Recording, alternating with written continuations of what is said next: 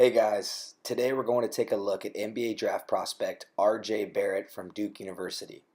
The dynamic wing is generating a lot of buzz in his freshman campaign and currently sits as a projected top 2 pick in recent mock drafts. Let's break down the game film and see what the hype is all about. We start off with one of the strongest parts of Barrett's game, his ability to attack in transition. His speed, mobility, size, and strength are all put on full display in the open floor. He has a scorer's mentality and takes full advantage of any opportunity to push the ball. What makes him so effective on the break is that he can make an impact with or without the ball in his hands. He quickly transitions from defense to offense and sprints his lane hard where he can hurt you by streaking down the sidelines or by catching a lob over the top. One of the key reasons that Duke is such a high-powered offense this season is that they have multiple players who can rebound and initiate their break right away. Barrett happens to be one of the best grab-and-go threats in the country. He takes up space quickly off the bounce and brings a scoring arsenal that allows him to be capable at all 3 levels. You pair that with his ability to create for others at a somewhat functional level, and you can see why he's a force in the open floor. His body control and advanced footwork stand out when he's pushing the ball downhill. He's able to create scoring angles out of nothing with his ability to sidestep and Eurostep walled up defenders at full speed. If there's any daylight in the opponent's transition D, Barrett will find it and make the most of it. Where he really separates himself is with his level of physicality. He searches out contact from defenders and is able to bump them out of good positioning with brute strength. He has a tough combination of speed, strength, and finishing touch around the rim that allow him to make a strong impact in the transition game. You'll notice in the last few clips here just how forceful he can be when he's pushing the ball. He doesn't shy away from defenders. If he can't sidestep or blow past them, he always looks to put his shoulder into the defender's chest, create a scoring angle, and power through. He's a handful for any defense to try to contain in the open floor. The strongest aspect of Barrett's game in the half court is his ability to attack off the bounce. While he doesn't possess an elite handle, he's still able to get to spots and is hard for defenders to keep in front. When on the attack, Barrett will utilize a variety of ball moves and hesitations to create an angle that allow him to slip by defenders with his long strides. He's not overly explosive, but he covers ground fast and only needs a small opening to get to the bucket. If he does get cut off, he generally resorts to initiating contact with brute force, as he uses his shoulders to bounce defenders out of the way in his relentless pursuit of the rim. Against most matchups, his strength is adequate enough to create a clear path. However, when he is matched up with a more athletic defender, his shoulder bump will usually create enough space for him to get his floater off, a shot that he seems pretty comfortable with. He puts a ton of pressure on the defense's rim protection as he seeks contact in the paint fearlessly and is generally able to absorb it without getting knocked off his lane. In these last few clips, you'll notice just how hard he commits to getting to the rim once he puts the ball on the floor. His ability to slash and attack the paint are the foundations of his game.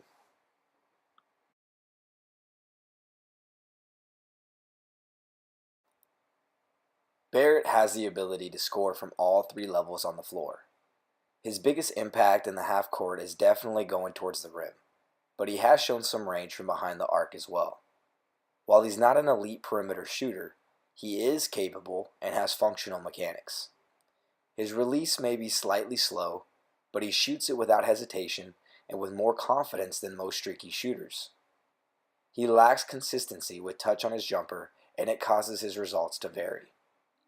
Ideally, he would be able to improve upon his 31% from deep before his college campaign is over, especially since most of his perimeter shots come from standstill and lightly contested situations due to the defensive attention his other high-profile teammates gather.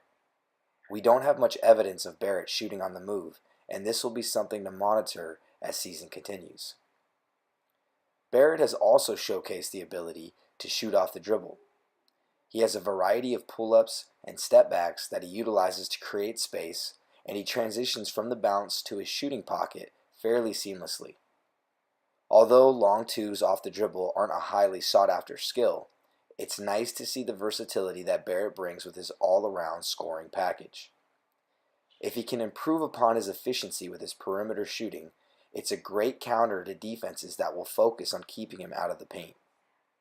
This is key for him to unlock his offensive potential. He has strong scoring instincts, and as he refines his ability to knock down his jumper, the rest of his game will continue to shine. With any draft prospect, you have to take the good with the bad. In Barrett's case, the bad consists of tunnel vision.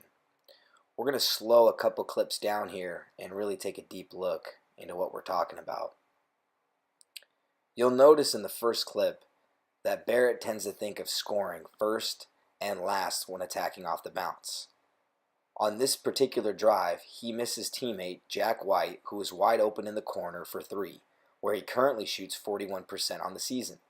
But rather than make the simple kick out, Barrett forces a tough look against two defenders, and although he's capable of hitting this floater, it's simple reads like this that he will need to make at the next level. In our second clip, we see Barrett do a great job of attacking a hard closeout scenario and getting into the paint. This is what he does best: attack off the bounce and draw a crowd. Unfortunately, he forces the issue here and completely misses a wide open Cam Reddish on the left wing.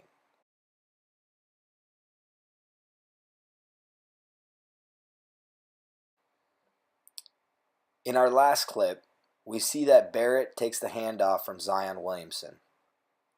Once he regains control of the ball, he resorts to what he does best and attacks downhill. But this time, he misses a wide open Trey Jones in the corner and picks up a charge instead of an assist. These are the simple reads he will need to improve at in order to be a functional playmaker at the professional level. This brings us to our next question mark: his overall decision making and shot selection. Part of what makes Barrett a great prospect is his ability to get by his initial defender and the fact that he is constantly in attack mode with no shortage of confidence. However, this same mindset can be used against him at times when he doesn't make the simple play that's available to him. I love the aggressiveness he plays with, but he will need to show improvement in his ability to read a defense in order to be an efficient scoring option in the future.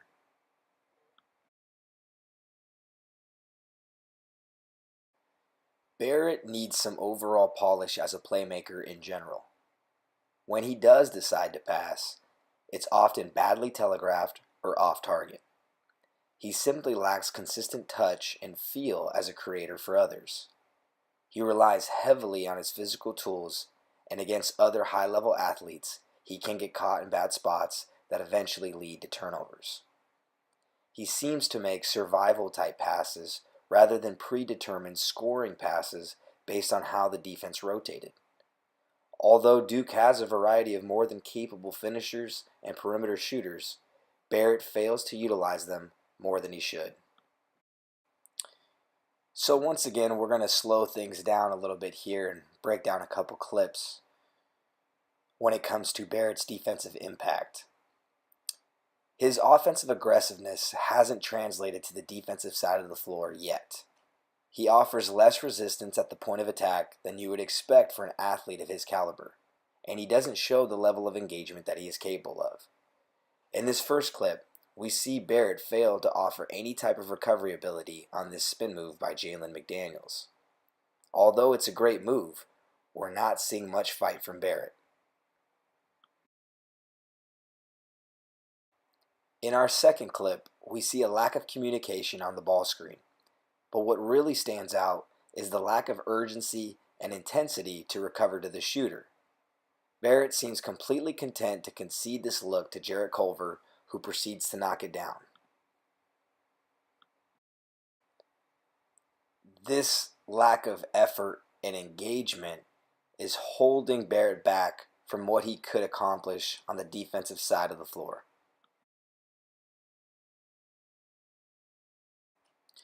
In our final example, we see that Duke is in a full court press. Barrett gives a half-hearted swipe at the ball as Auburn pushes it up the sideline and then proceeds to watch the play from the top of the key. As his team is battling for a rebound, Barrett never once looks to pursue the ball. He seems completely content to let this play out, concede the bucket, and then get back to offense. He's a strong competitor, but he currently lacks a consistent defensive motor.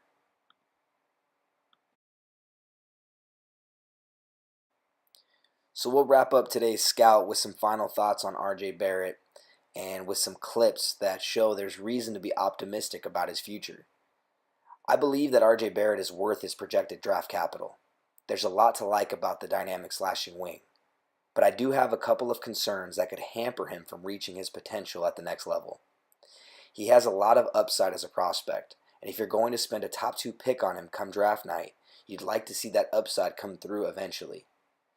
The biggest obstacles in his way are his unpolished playmaking and his streaky perimeter shooting. At least one of these will need substantial improvement in order for him to excel in the league. Because his jump shot is capable but not great at the moment, he projects to be a slashing, scoring wing who will need the ball in his hands in order to be productive. If he's going to be a high-usage player who is constantly on the attack, he will need to make more efficient reads on a regular basis. There's reason for hope here, as these clips will show that he has flashed signs of his playmaking potential throughout this season. Although these moments are far and few between, it's enough to see that he is scratching the surface of his ability to create. With the enhanced spacing he will have at the pro level and some study time in the film room, he can make great improvements here. The risk of taking him with a top 2 pick is worth the potential reward. His ability and impact to play off the ball would be dramatically increased if he could become more consistent with his perimeter shooting. He would then become a versatile floor spacer who can do damage off the bounce as well. He's in a similar situation to De'Aaron Fox a few years ago. While he's not the same level of athlete that Fox is, they do share similarities, both with their shooting mechanics and with the fact that their whole game would open up pending on their ability to become a respectable perimeter threat. It's no coincidence that Fox is having a breakout season in Sacramento, as his perimeter shooting has made a significant improvement. Barrett has the foundation to make a similar jump. In conclusion, RJ Barrett has enough combination of potential upside down the road and concrete skill today to be one of the first names called in June. He has the chance to go as far as his decision making and perimeter shooting will take him. Hey guys, I want to thank you again for watching. Appreciate the support. Be sure to leave any comments with what you agree with, disagree with, where was I wrong, what did I miss, and most importantly, let me know which players you would like to see done next. Thank you guys and have a good one.